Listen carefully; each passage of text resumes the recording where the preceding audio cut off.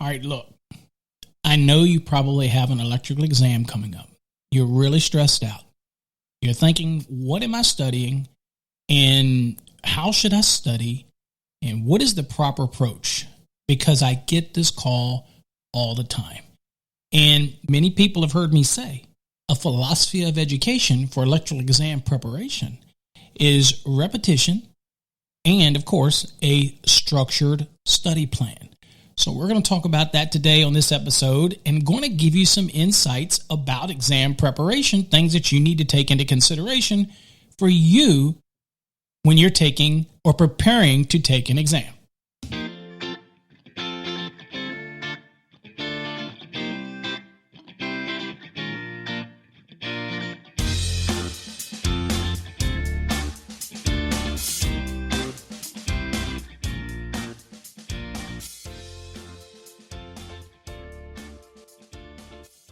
Well, hey, folks, welcome to another episode of Master the NEC, where we talk about the National Electrical Code and, of course, all things electrically related.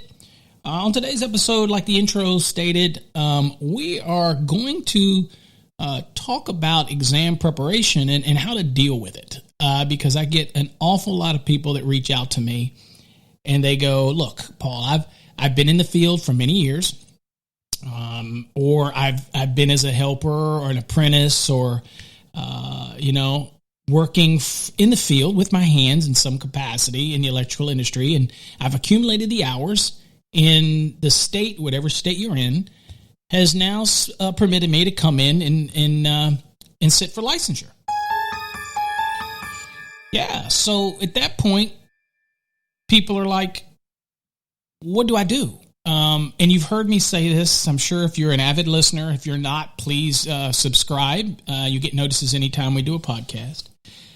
And people have asked, what is the process of learning the code? I mean, one of the bigger questions that I get, believe it or not, and even today, and with the number of videos that I've done, is when I'm doing a calculation on a dwelling. And I always bring it back to a dwelling because there's so many more dwellings that are done. The commercial stuff is pretty easy. For electrician, I want to teach you how to do that, but more often than not, the engineers are going to design that out, and you're simply just pulling something from point A to point B. That's not to take away the fact that you have to learn to bend raceways, conduits, whatnot, which, conduits are a raceway. You have to learn how to install cable assemblies and do all these things. So you got to do that. And I can't teach you that. That's stuff that you got to put in the time. But on a drawing or a blueprint, you actually follow the plan. Now, granted, you really have to get good at understanding measurements and layouts, because you know what? If that conduit is not in the right location when that wall gets put in and it's supposed to pop up in a wall, they're going to come looking at you, and that's a big issue. Right, especially after it's been put in, all the groundwork's been done, concrete's been poured, and you did something on your layouts that weren't proper. That would suck. Okay, there's no doubt about that. But once you get that down, because you worked on a project, you get used to measuring and the concept. And again, once you learn it, you've understood that fundamental. You have your key points that you measure from. Once you've done that, then at that point, you're basically just following blueprints. Not to say that you don't have to understand circuits and all this stuff, because you have to, obviously you do. But when we're talking hands-on, and again, in opposed to residential, okay, which I started this topic at, in the commercial end of it, again, it's basically just you tell me what you want me to run from point A to point B, and I'll run it. Now, there is obviously a lot of pride that people take in learning how to bend raceways, whether it's conduit or tubing, and that's great. And you need to know those skills. There's some of those off-the-wall bends that people do that I think are probably you'll never do in your career, but you need to know how to do a saddle bend. You need to know how to do offsets, 90s accurately, a 90 with an offset. So you need to do all these things, and you're going to learn that on that job, okay? You can't read that. You can't learn that in a book, right? All right, so that's a given. Now, the difference in that is residential And that's the reason we bring this up when it comes to why you see on electrical exams far more residential type of questions, even though it might be a journeyman or versus a master exam. It's because there's so many more things that the electrician has to be able to calculate out or work out or understand, right? So fundamentally, you're not given typically with residential a set of blueprints other than maybe a building set that you might mark up locations if you walk with your customer and say, what do you want here, there, there. On a commercial set, they're already dictated to you unless there's some change order or something happens. But in residential, you have to think about it. You have to really think about these calculations for a dwelling unit. So a single family dwelling, 2-family dwelling, and in multifamily, we have 3 or more dwelling units. You really have to start thinking about these calculations. But back to what the students always have issue with is, even if I'm doing a single family dwelling, where do I start? You know, the logical flow. They seem to get lost in the flow. And so it usually calms them down a little bit. You know, my students, when I'm tutoring students, and that's a lot of the tutoring things that people ask, Paul, just walk me through this calculation. Okay. I say, well, first thing you need to know is you need to start gathering up all the appliances because we know what circuits are required as a given unless you go more than what this code calls for. For example, it calls for a minimum of 2 small appliance brand circuits. But if you put 4 in there, then they're 1,500 VA each. You have to know these things. So when I talk about how to understand the National Electrical Code and prepare for an exam, it's also the same thing that we do in the Fast Tracks program. So if you're not familiar with our Fast Tracks program, and you're probably saying, well, I've already got the program, or I've never heard of the program, you need to go to our website or watch our video that does a demo. And we do a demo on our website. You just go to masterthenec.com. That's masterthenec.com. And you go to the Fast Tracks page, and there's a demo button. Click the demo, watch the video, and you'll see that the Fast Track program builds on that same concept that I have, that philosophy that I have is repetition. And I do that a lot in my training. That's why you'll hear me say things over and over again, redundancy, because subconsciously, that's the way people learn when they hear things over and over again. So I have people that say, Paul's repeating things over and over. Trust me, I already know I'm doing it. I'm doing it for a reason. Whether you like it or not, there is a method to that madness of my teaching approach, which might not be the same teaching approach as somebody else. You might not like my teaching approach. Perfectly fine. That's the beautiful thing about living in America. You have a choice, okay? But for those that do benefit from this process of learning, what we do in our Fast Tracks program is literally work you from the very beginning with definitions. In fact, our programs always start with the fundamentals of the NEC, how it originated, when the NFPA took it over, and all those that's a fundamental unit that we cover in our unit. And then you move on to definitions, which are critically important to understand. And then you move on and start in Article 100, 110. You move your way through the program. And at the end of each unit, we have what's called competency reviews. And I think the vast majority of our students literally over 1,000 students that have been through our program since this past 2020. If you literally think about when I review all these competencies, I can kind of tell when a student is going to be struggling before they even get to the real complicated units. Because if you're struggling with definitions, and again, they're all right there in black and white in your code book, then you're struggling there. I can kind of see that progression. And of course, I monitor personally, every student's activity in the course. And so you move through the units. And when you get to the end of a unit, you're going to submit what's called a competency review. Now, this is what you don't get when you do it yourself. This is what you don't get if you buy DVDs or you just read a book. You don't get that interaction online. And that's so important because your exam in today's technology, that's where you're going to be doing your exam online. Okay. And when I say online, I mean sitting in front of a computer in a test center, okay, where it's on the screen in front of you, which we emulate in our program. So you take the competency review, right? And I can actually see how well you retain the information that you just read. And so when I give feedback to the student, which is a comment to their grading their test, I will tell you, if you got below 85%, then there's something in the material that just did not resonate with you. The information is all right there. I know it's right there because I've reviewed it all. It's right there. So if there's a reason why you didn't retain it, and we gave you a program that specifically calls out the information that you need to remember, there's no way that you can retain it if you're just flipping through a code book and you're not studying with the program. So that's why we came up with the program. Okay, that's why we promoted this program. And I'm going to tell you, in 2020, it's gone phenomenal. I know the economy's been down with other things and people are struggling. I get it, but our program has seen record growth. And I attribute this to people really, really wanting to better themselves, to grow and learn and get that license, because it's the greatest thing, man. Being somebody who works with electrical, but then becomes a licensed electrician, then you can call yourself an electrician. Until then, you're just working with it. You're just working with electricity. You're not an electrician. You can't call yourself an electrician until you hold that license. Now, you can say licenses don't mean crap, and I'm going to tell you you're wrong until you're blue in the face. I'm blue in the face. Well, you're going to be blue in the face because you might disagree with me. It's a fact. When you become a licensed electrician or a licensed electrical contractor, you have taken the next step in your career, period. Okay. So anyway, I do this a lot. I go all over the place. So going back to the fast tracks. So study plan. Once you do that unit, that competency review, we can see where your deficiencies are.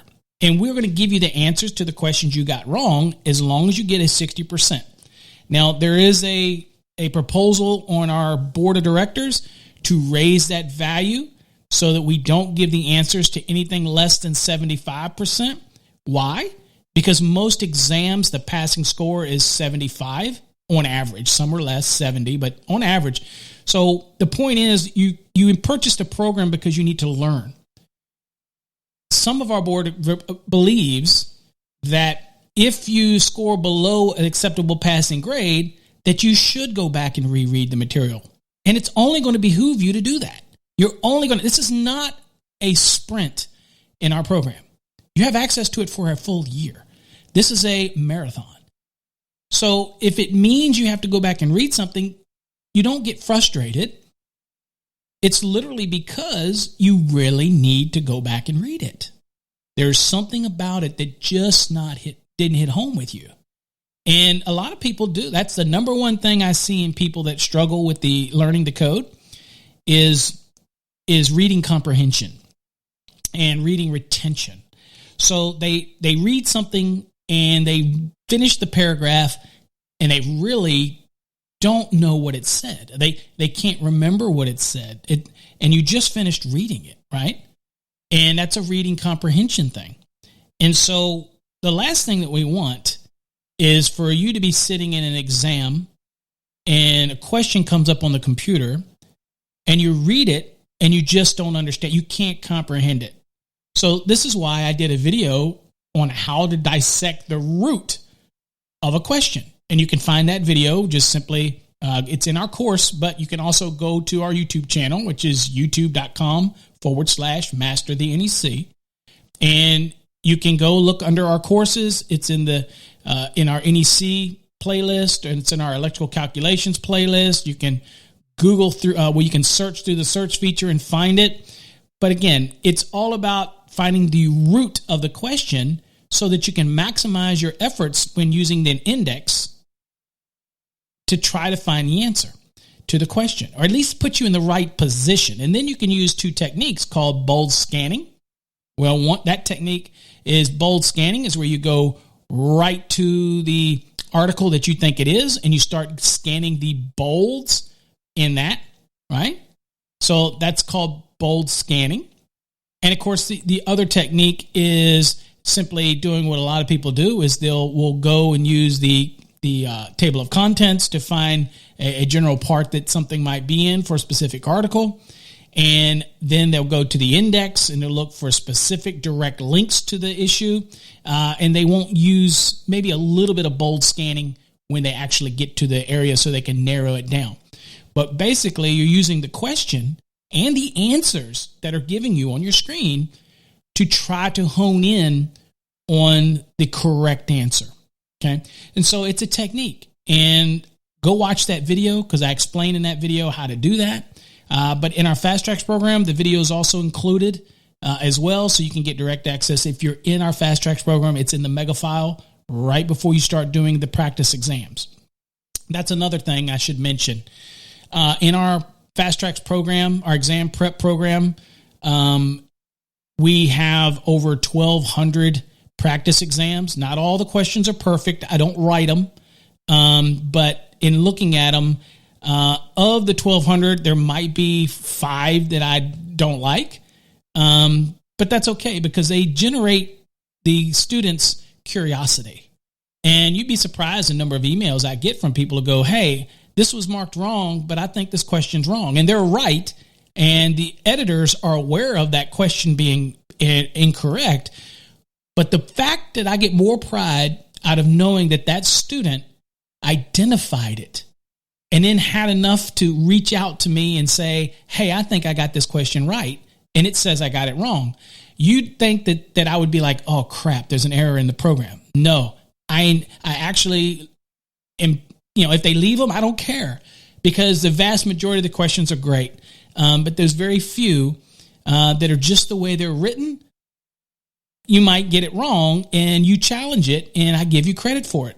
And to be honest with you, it excites me because that tells me that the student is starting to get it, right? You're starting to understand how to look something up. So, and again, there's a lot of students that probably just gloss right by that. But at the end of the day, that few, it really does hammer home that what we're doing really matters. So anyway, back to what we're talking about. So when it comes to residential, one of the bigger questions people say is, I just don't get how to get it started. And I say, look, in our Fast Tracks program, or you can do one yourself, there's a methodology to the structure of how you prepare to do a load calculations, say, for a dwelling.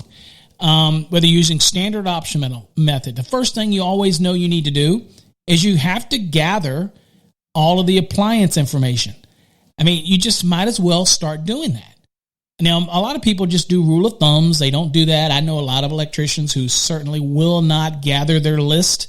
And you know what? If you've done enough homes, you could probably look at something and say, based on square footage and what appliances that are in there, you can go, well, that's a 200 amp service, and most people are going to do at least a 200 amp. But you need to know how to do it for an exam. And what we do in the Fast Tracks program, again, is provide a form that helps you learn the step-by-step process.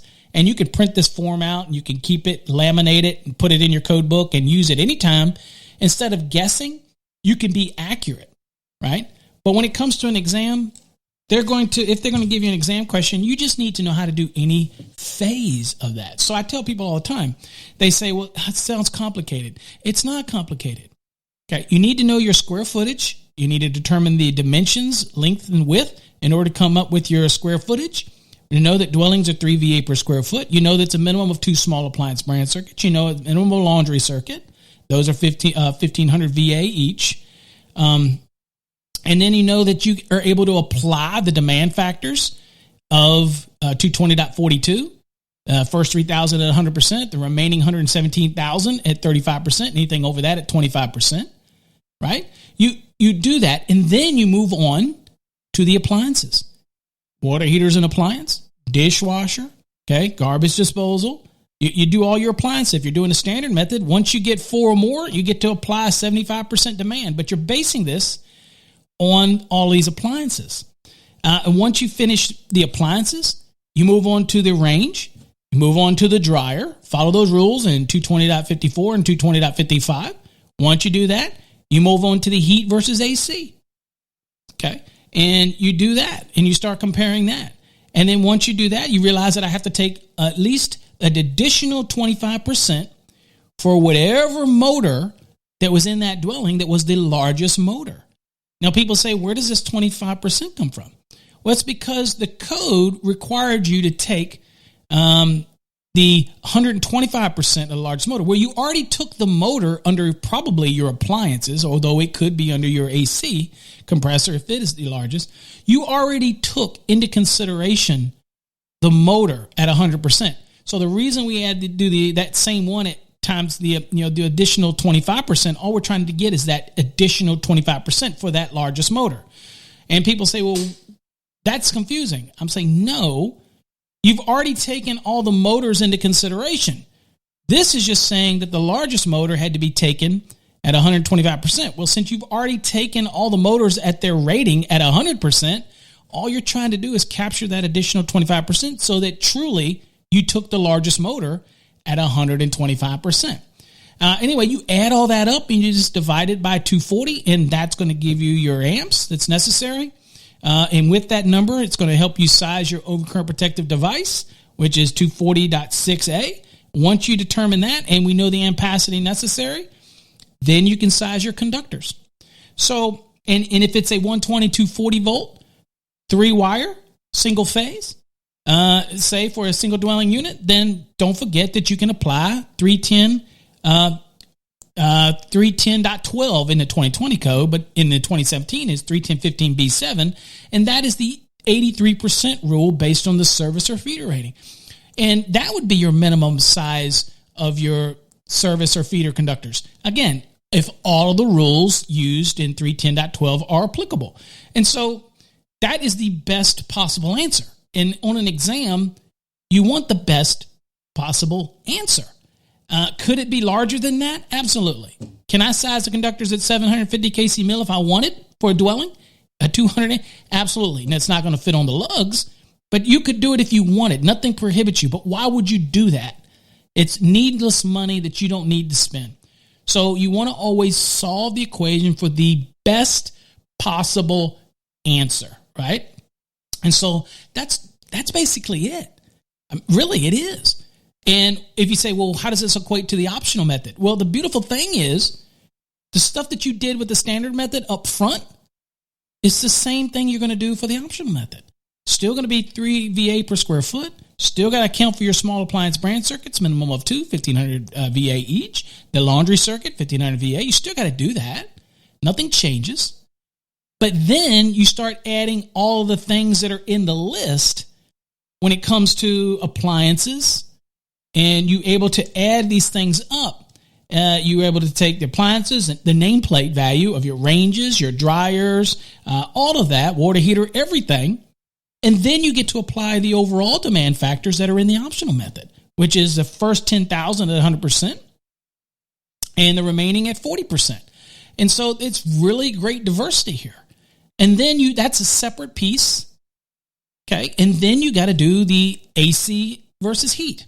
And that one's a little different because it says you compare and take whichever the largest. And there's a list of them depending on what your heat is, depending on whether it's AC at 100%, and you go down the list. And you have to determine which one you're dealing with. And then once you come up with that value, you just add the two together, and then you divide that by 240 again, and you come up with whatever your service would be. And so if you think about it, if you learn the steps, it's a piece of cake. And people say, well, if I throw you a curveball, Paul, I'll add this extra piece of appliance, or I'll add this. It's not a curveball. All you do is plug it in whatever step you're working with. So I guess my biggest message to folks out there that are studying for an exam is don't stress it. It's easy stuff. This is not complicated stuff.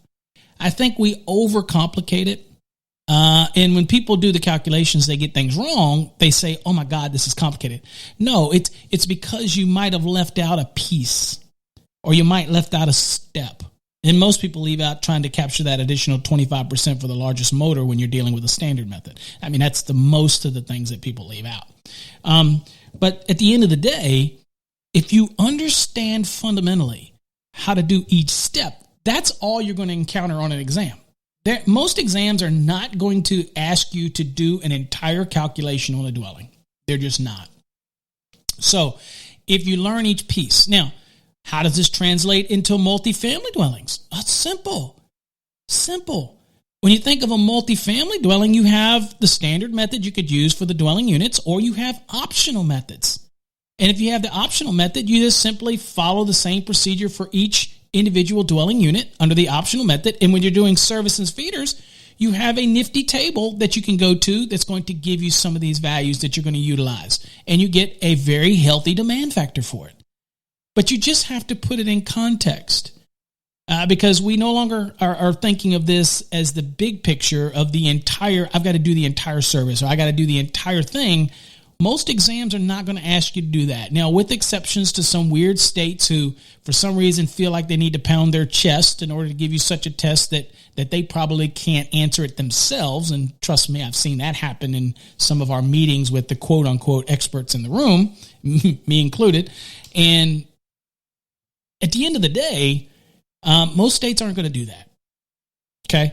So I would say when it comes to exam preparation, whatever you use, get into a good exam prep program. I'm not a believer. A couple of things I'm not a believer in. Okay. I'm not a believer in the crash course weekend type of things where, okay, for 8 hours for 2 days, I'm going to literally bombard you with calculations and I'm going to bombard you with code tips and tricks and things like that. I'm not a believer in that. I just think it's just a quick money grab. Maybe if they promoted it more as a 16 hours of tutoring, okay. But, and it's not the instructor's fault. Okay. They're just offering a course to teach you this information. That's nothing wrong with that. What I'm saying is for the student, if you go into one of these crash courses and you do not have a good understanding of the NEC, you haven't studied it for any given amount of time, then you're going in there and the instructors who are very gifted at this format, right? They're gifted at this type of format where they are focused on giving you as much information as possible. You're not going to retain it. You're going to walk out of there feeling so confused. Your mind is going to be in a jumble. And you're not going to get it. And by the time you take your exam, now you're going to be very stressed out and confused. How do I know this? Because I have literally dozens and dozens of students that are in our Fast Tracks program that come from that experience. They did the crash courses. They failed. They allowed them to come back and take it again. They failed and they got very frustrated. And then they ask me and I say, you're not going to learn it enough to reduce that stress when you're sitting in front of the screen, taking an exam, and that first question pops onto the screen that you weren't prepared for, that you didn't feel like you studied for, and the rest of your day is going to go to crap. And I teach you to breathe, relax, mark that question, and go to the next question. Don't dwell on it because the answer will come to you as you start getting more comfortable into the test environment. Okay? Don't stress.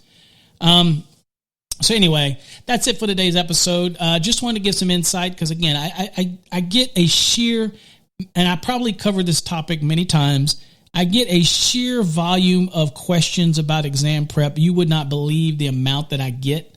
And probably because as far as exam prep specific, Electrical Code Academy is probably the foremost educating academy on exam preparation and teaching you the fundamentals of passing an exam as well as being able to retain it through our unique platform that we call Ballistic Training. Whereas you can use our program, you can read it on the screen, then you can click the README feature. It will read it to you. You follow the bouncing cursor and something about it helps you retain it. And that's what we're after. And put that together with our competency reviews. When we tell you that you need to go back and read it again, we mean that. Go back and read it again. That's the only way you're going to really, really, really fundamentally retain it. Okay, folks, that's it for today's episode. Until next time, stay safe. God bless.